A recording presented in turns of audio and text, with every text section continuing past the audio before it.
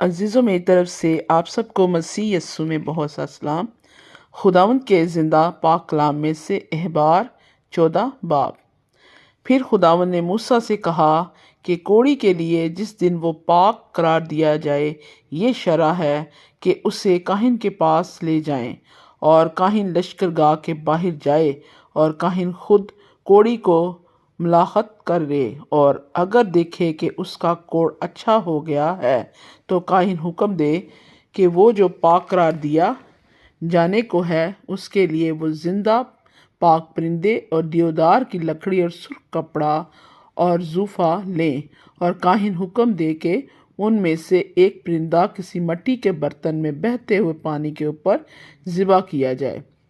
پھر وہ زندہ پرندہ کو اور دیودار کی لکڑی اور سرخ کپڑے اور زوفہ کو لے، اور ان کو اور اس زندہ پرندہ کو اس پرندہ کے خون میں غوطہ دے جو بہتے پانی پر ذبح ہو چکا ہے، اور اس شخص پر جو کوڑ سے پاک قرار دیا جانے کو ہے 7 بار چھڑک کر اسے پاک قرار دے، اور زندہ پرندے کو کھلے میدان میں چھوڑ دے، اور وہ جو پاک قرار دیا جائے گا اپنے کپڑے دھوئے اور سارے بال منڈوائے اور پانی میں غسل کرے، تب وہ پاک ٹھہرے گا۔ اس کے بعد وہ لشکرگاہ میں آئے، پر 7 دن تک اپنے خیمے کے باہر ہی رہے، اور 7ویں روز اپنے سر کے سب بال اور اپنی داڑھی اور اپنے غرض اپنے سارے بال منڈوائے اور اپنے کپڑے دھوئے اور پانی میں نہائے، تب وہ پاک ٹھہرے گا۔ اور وہ 8ویں دن 2 بے عیب نر برے اور 1 بے عیب یکسالہ مادہ برا اور نذر کی قربانی کے لیے افیا کے 3/4 حصے کے برابر تیل ملا ہوا میدا اور لوج بھر تیل لے۔ تب وہ کاہن جو اسے پاک قرار دے گا اس شخص کو جو پاک قرار دیا جائے گا، اور ان چیزوں کو خداوند کے حضور خیمہ اجتماع کے دروازے پر حاضر کریں، اور کاہن نر بروں میں سے ایک کو لے کر جرم کی قربانی کے لیے اسے اور اس لوج بھر تیل کو نزدیک لائے، اور ان کو ہلانے کی قربانی کے طور پر خداوند کے حضور ہلائے، اور اس برہ کو مقدس میں اس جگہ ذبح کرے جہاں خطا کی قربانی اور سوختری قربانی کے جانور ذبح کیے جاتے ہیں، کیونکہ جرم کی قربانی خطا کی قربانی کی طرح کاہن کا حصہ ٹھہرے گی، وہ نہایت مقدس ہے۔ اور کاہن جرم کی قربانی کا کچھ خون لے، اور جو شخص پاک قرار دیا جائے گا اس کے دہنے کان کی اوپر اور دہنے ہاتھ کے انگوٹھے پر اور دہنے پاؤں کے انگوٹھے پر اسے لگائے، اور کاہن اس لوج بھر تیل میں سے کچھ لے کر اپنے بائیں ہاتھ کی ہتھیلی میں ڈالے، اور کاہن اپنی دہنی انگلی کو اپنے بائیں ہاتھ کے تیل میں ڈبوئے، اور خداوند کے حضور کچھ تیل 7 بار اپنی انگلی سے چھڑکے، اور کاہن اپنے ہاتھ کے باقی تیل میں سے کچھ لے، اور جو شخص پاک قرار دیا جائے گا اس کے دہنے کان کی اوپر اور اس کے دہنے ہاتھ کے انگوٹھے اور دہنے پاؤں کے انگوٹھے پر جرم کی قربانی کے خون کے اوپر لگائے، اور جو تیل کاہن کے ہاتھ میں باقی بچے اسے وہ اس شخص کے سر میں ڈال دے جو پاک قرار دیا جائے گا۔ یوں کاہن اس کے لیے خداوند کے حضور کفارہ دے، اور کاہن خطا کی قربانی بھی گزرانے اور اس کے لیے جو اپنی ناپاکی سے پاک قرار دیا جائے گا کفارہ دے۔ اس کے بعد وہ سوختری قربانی کے جانور کو ذبح کرے۔ پھر کاہن سوختری قربانی اور نذر کی قربانی کو ذبح مذبح پر چڑھائے، یوں کاہن اس کے لیے کفارہ دے تو وہ پاک ٹھہرے گا۔ اور اگر وہ غریب ہو اور اتنا اسے مقدور نہ ہو تو وہ ہلانے کے واسطے جرم کی قربانی کے لیے 1 نر برا لے تاکہ اس کے لیے کفارہ دیا جائے، اور نذر کی قربانی کے لیے افیا کے 10ویں حصے کے برابر تیل ملا ہوا میدا اور لوج بھر تیل، اور اپنے مقدور کے مطابق 2 قمریاں یا کبوتر کے 2 بچے بھی لے، جن میں سے ایک تو خطا کی قربانی کے لیے اور دوسرا سوختری قربانی کے لیے ہو۔ انہیں وہ 8ویں دن اپنے پاک قرار دیے جانے کے لیے کاہن کے پاس خیمہ اجتماع کے دروازے پر خداوند کے حضور لائے، اور کاہن جرم کی قربانی کے برہ کو اور اس لوج بھر تیل کو لے کر ان کو خداوند کے حضور ہلانے کی قربانی کے طور پر ہلائے۔ پھر کاہن جرم کی قربانی کے برہ کو ذبح کرے اور وہ جرم کی قربانی کا کچھ خون لے کر جو شخص پاک قرار دیا جائے گا اس کے دہنے کان کی اوپر اور دہنے ہاتھ کے انگوٹھے اور دہنے پاؤں کے انگوٹھے پر اسے لگائے۔ پھر کاہن اس تیل میں سے کچھ اپنے بائیں ہاتھ کی ہتھیلی میں ڈالے اور وہ اپنے بائیں ہاتھ کے تیل میں سے کچھ اپنی دہنی انگلی سے خداوند کے حضور 7 بار چھڑکے۔ پھر کاہن کچھ اپنے ہاتھ کے تیل میں سے لے اور جو شخص پاک قرار دیا جائے گا اس کے دہنے کان کی لو پر اور اس کے دہنے ہاتھ کے انگوٹھے اور دہنے پاؤں کے انگوٹھے پر جرم کی قربانی کے خون کی جگہ اسے لگائے۔ اور جو تیل کاہن کے ہاتھ میں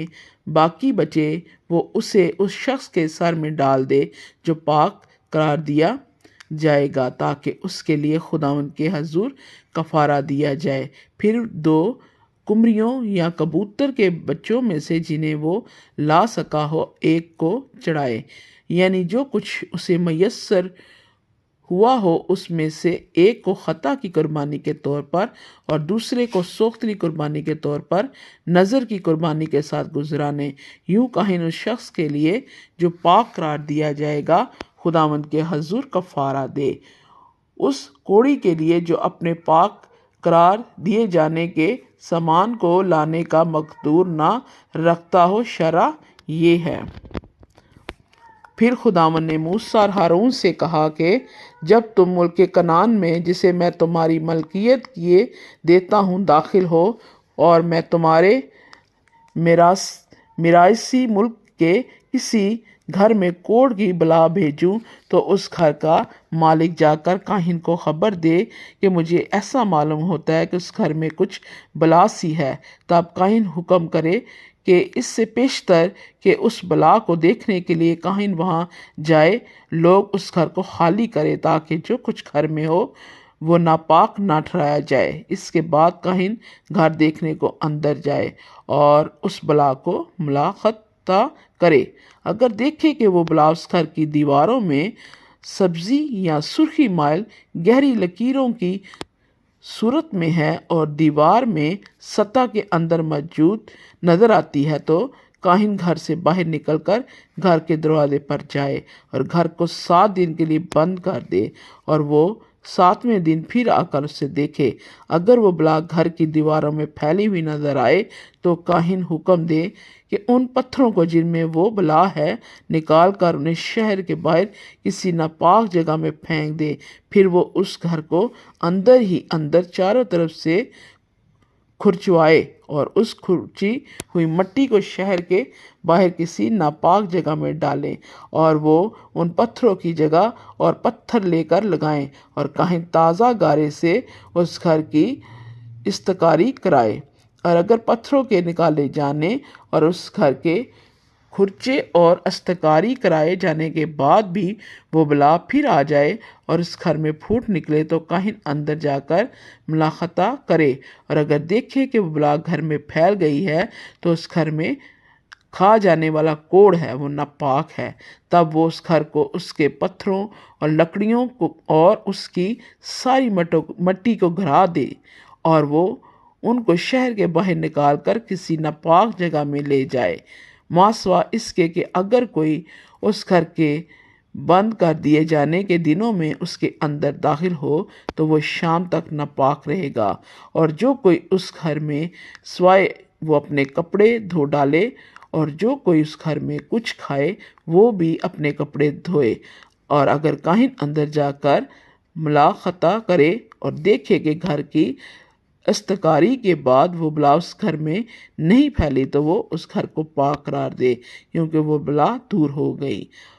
اور وہ اس گھر کو پاک قرار دینے کے لیے 2 پرندے اور دیودار کی لکڑی اور سرخ کپڑا اور زوفہ لے اور وہ ان پرندوں میں سے ایک کو مٹی کسی برتن میں بہتے ہوئے پانی پر ذبح کرے۔ پھر وہ دیودار کی لکڑی اور زوفہ اور سرخ کپڑے اور اس زندہ پرندہ کو لے کر ان کو اس ذبح کیے ہوئے پرندے کے خون میں اور اس بہتے ہوئے پانی میں غوطہ دے اور 7 بار اس گھر پر چھڑکے، اور وہ اس پرندے کے خون سے اور بہتے ہوئے پانی اور زندہ پرندہ اور دیودار کی لکڑی اور زوفا اور سرخ کپڑے سے اس گھر کو پاک کرے، اور اس زندہ پرندہ کو شہر کے باہر کھلے میدان میں چھوڑ دے، یوں وہ گھر کے لیے کفارہ دے تو وہ پاک ٹھہرے گا۔ کوڑ کی ہر قسم کی بلا کے اور صفا کے لیے اور کپڑے اور گھر کے کوڑ کے لیے اور ورم اور پپڑی اور چمکتے ہوئے داغ کے لیے شرع یہ ہے، تاکہ بتایا جائے کہ کب وہ ناپاک اور کب پاک قرار دیے جائیں گے۔ کوڑ کے لیے شرع یہی ہے۔ خدا ان کے زندہ پاک کلام کے وسیلے سے خدا آپ سب کو بڑی برکت دے، آمین۔